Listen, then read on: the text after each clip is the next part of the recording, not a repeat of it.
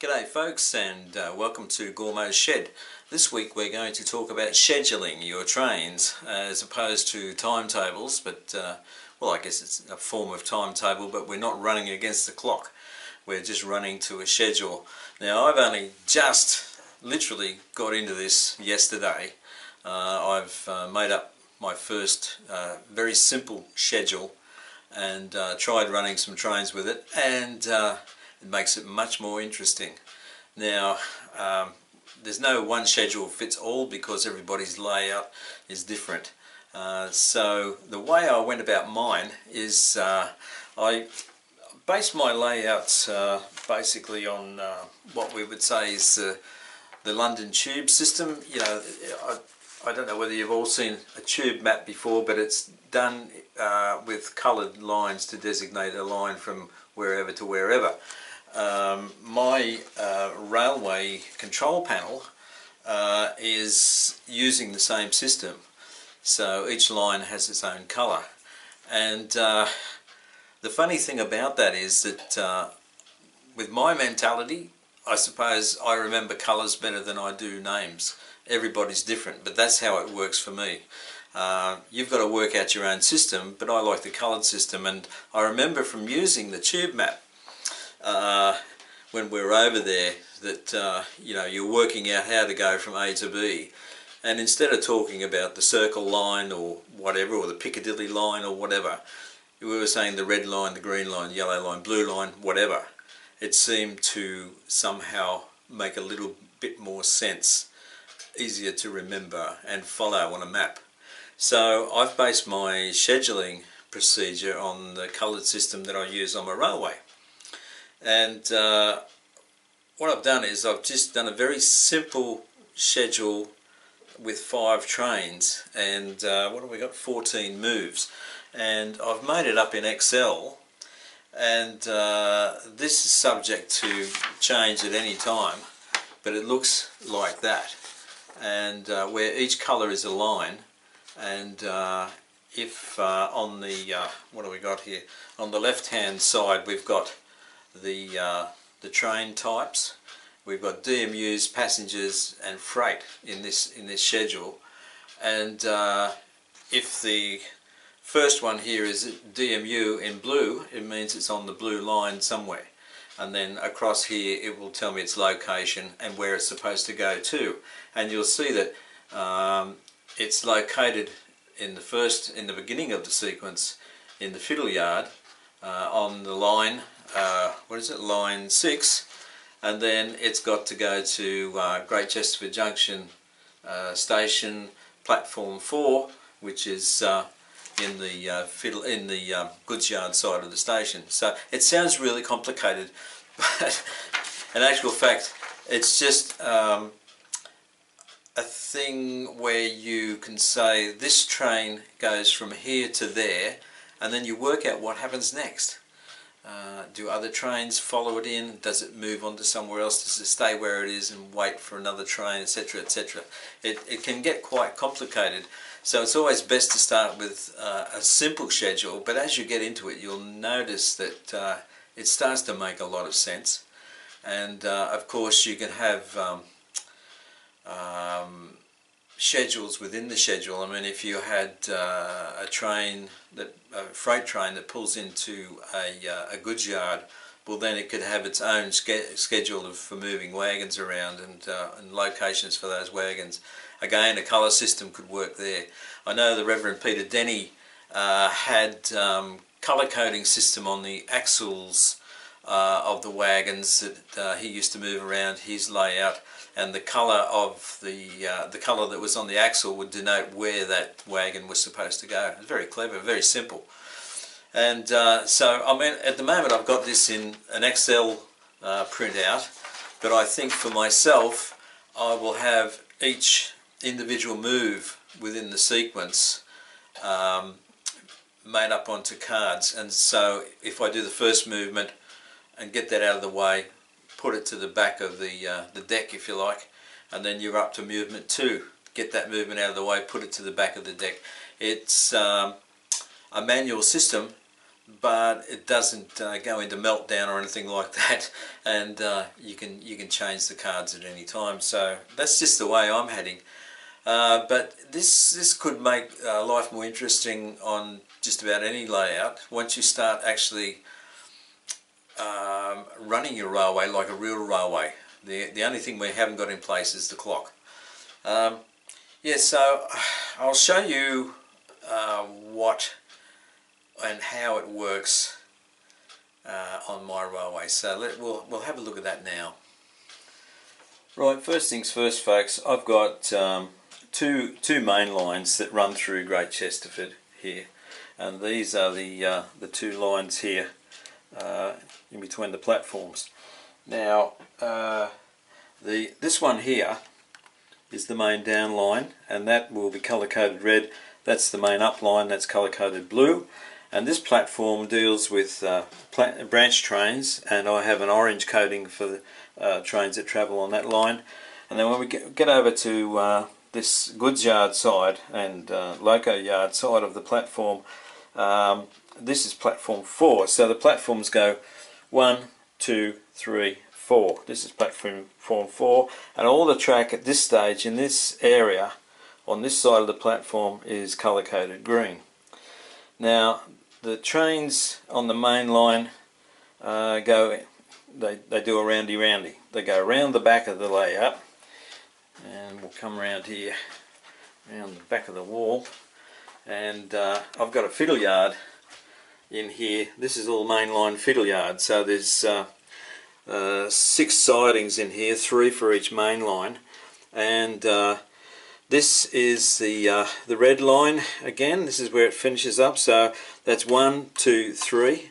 They're the numbers of the lines, and then the next 3, you can't see them all quite there, but it's buried down there. We go 4, 5, 6 on the blue line. I think this probably sounds a bit confusing at the moment, but when we look at the control panel it might make a bit more sense. Now, to add a bit of flavour to that, I mentioned the branch line, which runs from platform 1 there along the wall, through the tunnel, out through the workshop, around, and it climbs and it comes in through the wall here into what will be Little Bardfield, first station on the branch line. This is colour coded orange, and it goes out through the wall, does a loop around in the back shed, and comes up here through the wall again at a higher level into Bamford, again all on the orange line. So this is what I've got to contend with, but to compound that even further, I've got 2 other locations. I've got fiddle yards, or a fiddle yard under Bamford, and this is a sliding traverser fiddle yard under there, and that location is known as Newmarket. So that'll be, you know, it's a fictional, well, it's a real place, but it's fictional here because there will be no buildings or towns or railway station as such, but that's Newmarket in there. And when we go back around the wall again, back around to the Little Bardfield side, I've got here removable cassettes, and I've only got 1 built at the moment, but the cassettes eventually will take a 4-coach train here, and they're removable, so you know, a train can come in here loco first. I can lift the cassette, turn it around and get it ready to send it back. So this location is known as Duxford. So that's a bit more complication to working out a schedule as well, but as I said, At the moment we're on a very simple schedule just to see how this works. And so you remember I was talking about the colour coding on the control panel.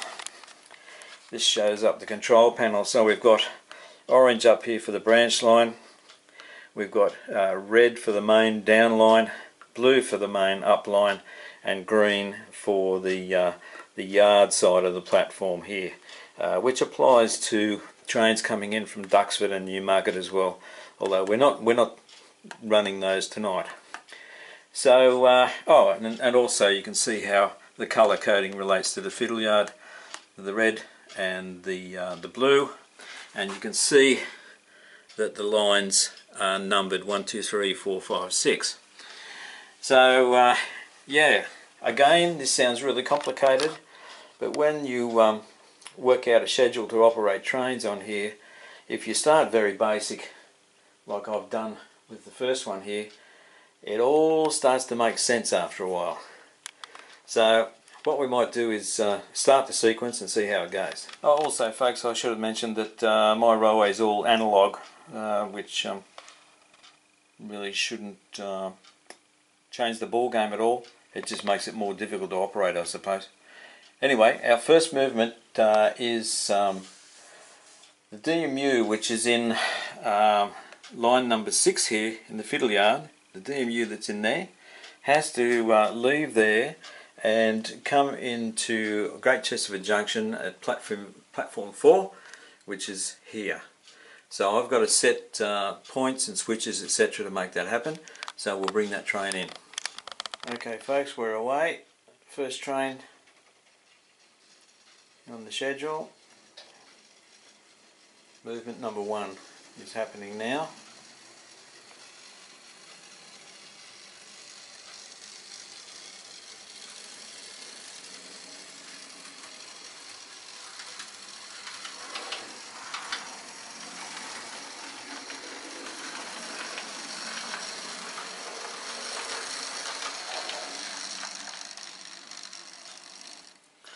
Okay, now my next movement is the rail car from platform 1 here at Bamford up on the branch, and that's going to take off down the line out through the wall, and its first stop on the way down is the next station, which will be Little Bardfield. So we'll send that on its way very shortly. Here we go folks.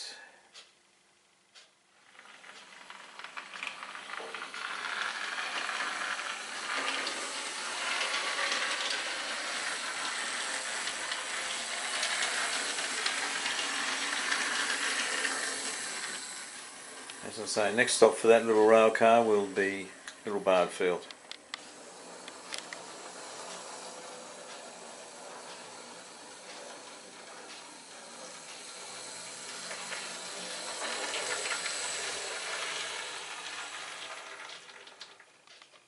Now folks, the third thing on the list in the schedule is that the rail car continues on to Great Chesterford Junction.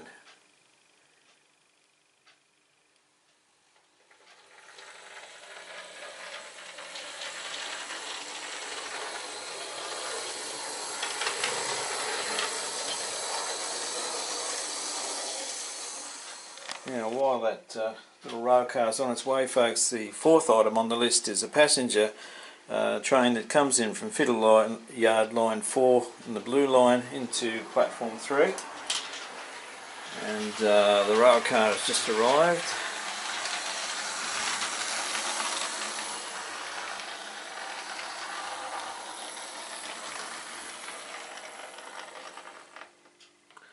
Now we'll set up line 4 for our passenger train to come in and give some power to the controller.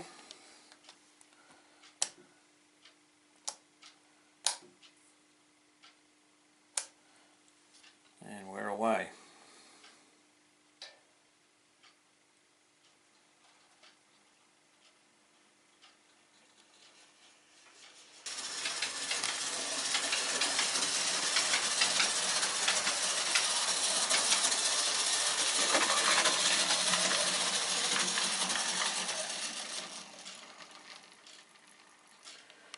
Now you can see the logic here, folks.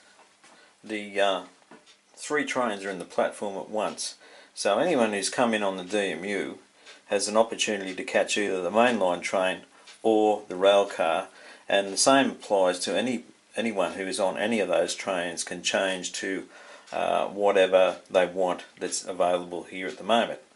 So I thought that just made sense. So now we'll move on to the next movement, which is the DMU movement number 5 we're up to.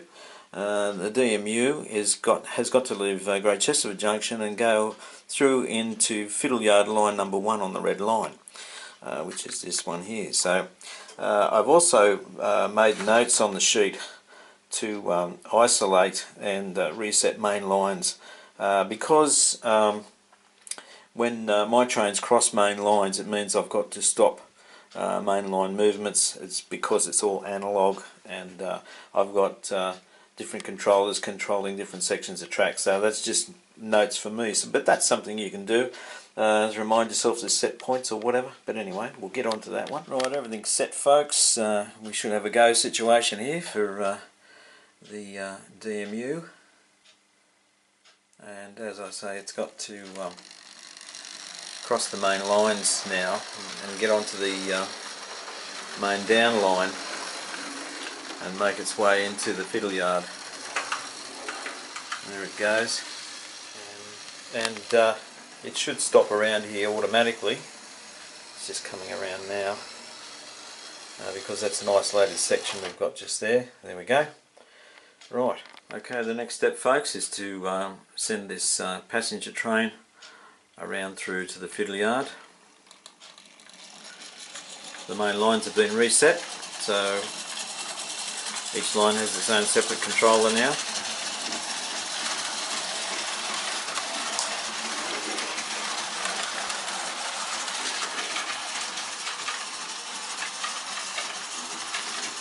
Again, this train will stop automatically here when it gets into the Fiddle Yard.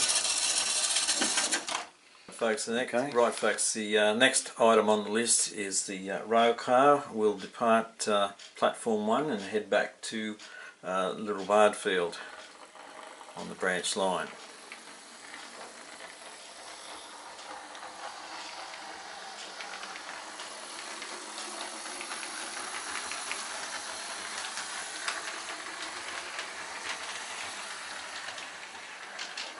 I can hear it coming now, folks. It won't be long, it'll be coming out of the tunnel.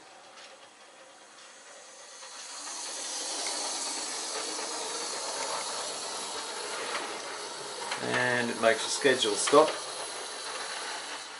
at Little Bardfield there. Alright, folks, the next movement here is a freight movement from Fiddle Yard line 2 in the red line. And that just goes straight through the station back to the Fiddle Yard, so we'll get that organised. So we're just setting line 2 here, and we'll be doing that in just a moment. Power on for that line, and we're right to go. Set the controller, so we should have some action here.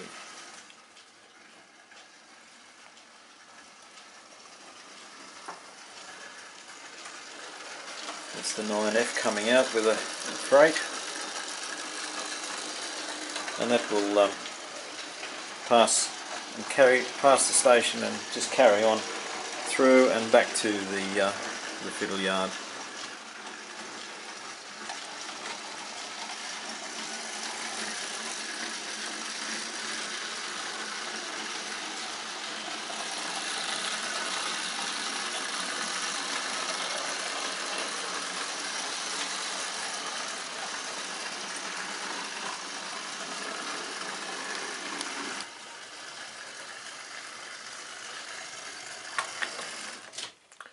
The next item in the sequence, folks, is the little rail car continues on its way to Bamford.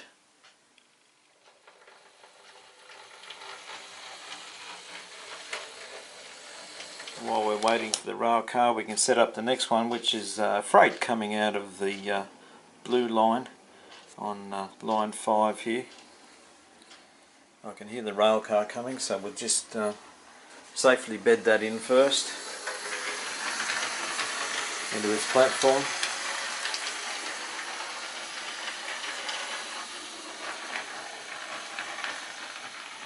This line also runs as an auto shuttle, so I mean I really don't have to do this movement, it could be running by itself.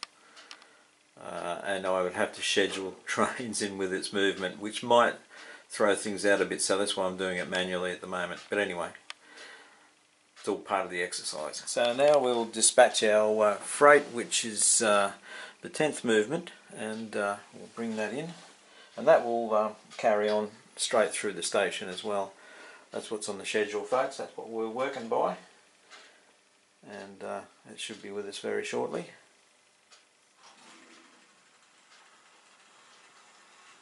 I can hear it moving.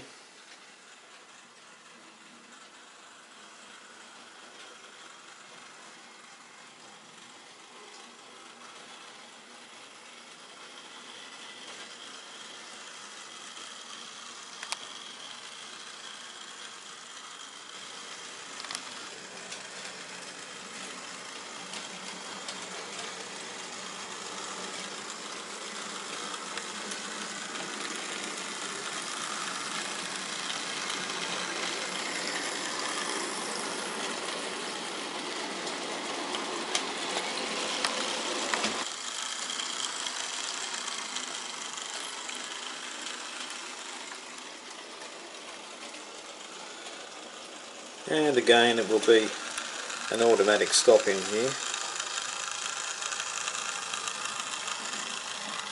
which is just an isolated section. Now our next movement, folks, is to bring the DMU in from the Red Fiddle Yard on line 1 there, and that will be coming into the branch platform in Great Chesterford here. So it's going to come in on the main line and go into the branch platform here. So we'll get that moving.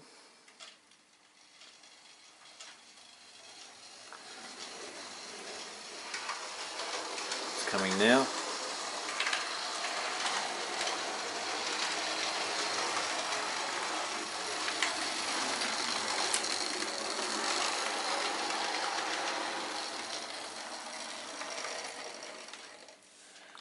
Okay, our next one is a passenger train, and that's on line 3 here in the red area, and we'll organise everything to bring that in, and that's going to come in and stop at platform 2 in Great Chesterford Junction. And this is a warship. This one.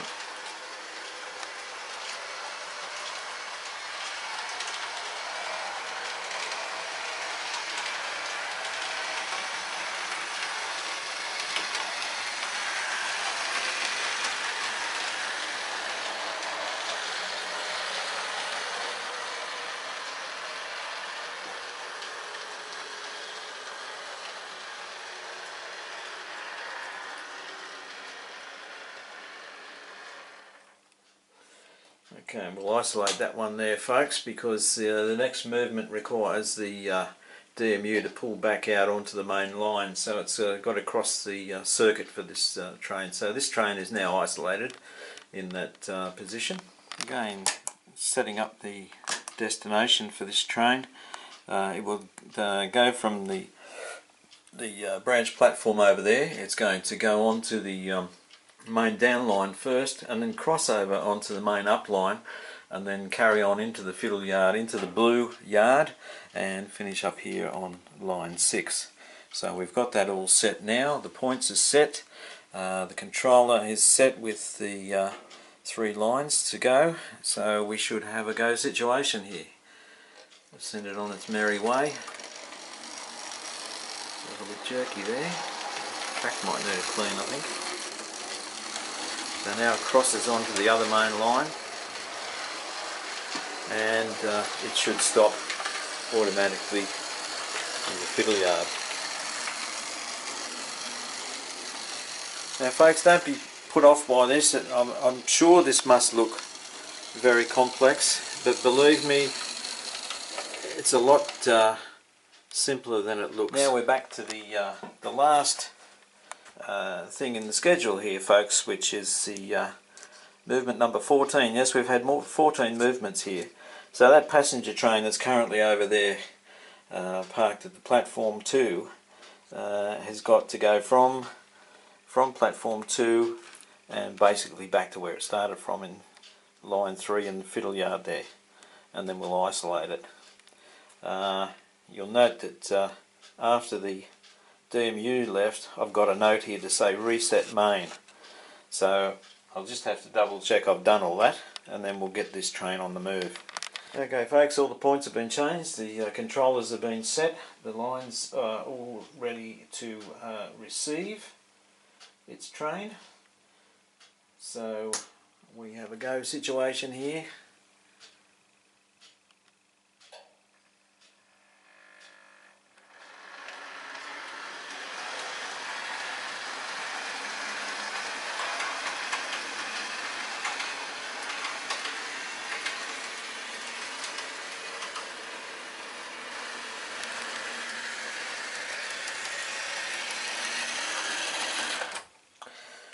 Right, and with that movement we're back to where we started. All train positions now are back to where they started. Well, what do you think of that, folks? I mean, okay, it's complicated and you've got to think about it, but I don't know how that looked to you, but there's logic creeping into the running of the trains. As opposed to just doing a roundy and watching the trains go around, although I've done that this afternoon. I had a visitor here in Gary, and you know, we spent most of the time talking, so we just had trains circulating, which is fair enough. I mean, you've got to do that sometimes. Yeah, but yeah, if you actually want to run trains to something that resembles proper movements, real movements, this is probably an easy way to go about it. Yeah, so anyway, that's where we are. So I'll see you next week. Cheers, Gormo.